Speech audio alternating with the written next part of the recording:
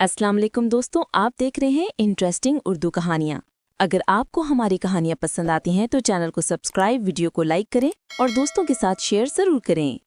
तो आइए शुरू करते हैं कहानी का तीसरा हिस्सा, अंधेरी रात। फ़कीर ने घर के चारों कोनों में कुरानी आयात लिखकर रखी और सादिया पर दम करना शुरू किया। जैसे ही तिलावत हुई, सादिया का जिस्म कांपने लगा।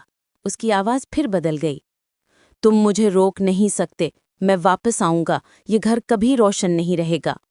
तिलावत और तावीज़ के बाद उस दिन सादिया बेहोश हो गई। बुजुर्ग फ़कीर ने घर वालों को कहा, इसकी ज़िंदगी अब आम नहीं रही, ये जिन इसे छोड़कर नहीं जाएगा। हमेशा कुरान की तिलावत करते रहना और हर वक्त अल्लाह का जिक्र जिंदा रखना, वरना अंधेरी रात फिर लौट आएगी। फ़कीर के कहने के बाद घर वाले लगातार कुरान की तिलावत और जिक्र करते रहे। सादिया भी रोज़ाना नमाज और वुजू का एहतमाम करने लगी, लेकिन उसके दिल में एक डर बसा हुआ था कि वो जिन कभी भी वापस आ सकता है।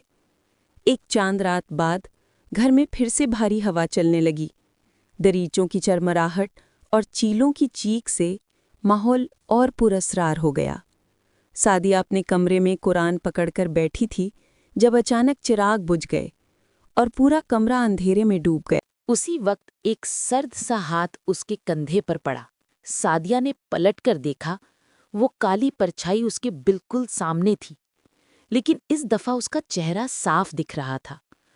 लंबी सी सूरत, सुर्ख जलती आंखें और दांतों से भरी मुस्कान। वो गरज कर बोला, मैंने तुम्हें चेताया था, तुम मेरी हो, अब कोई तुम्हें बचा नहीं सकता। सादिया का जिस्म कांप रहा था, लेकिन उसने हिम्मत जुटाई। उसने कुरान को सीना से लगाया और जोर जोर से आयतल कुर्सी पढ़ना शुरू कर दिया। परछाई चीखने लगी जैसे उसे जलन महसूस हो रही हो। घर वाले दौड़कर आए, फ़कीर भी उनके साथ था। उसने जोर से कहा, आज फैसला होगा।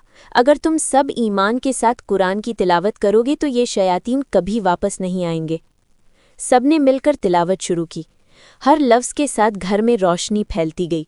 परछाई उलझने लगी, कभी दीवार से टकराती, कभी चीख कर चिल्लाती, नहीं, मैं वापस आऊंगा, ये मेरा घर था, मेरा मकाम था। फ़कीर ने कहा, जिन इंसानों को तबाह करने के लिए नहीं, सिर्फ इबादत के लिए पैदा किए गए, तुम्हें यहाँ रहने का कोई हक नहीं।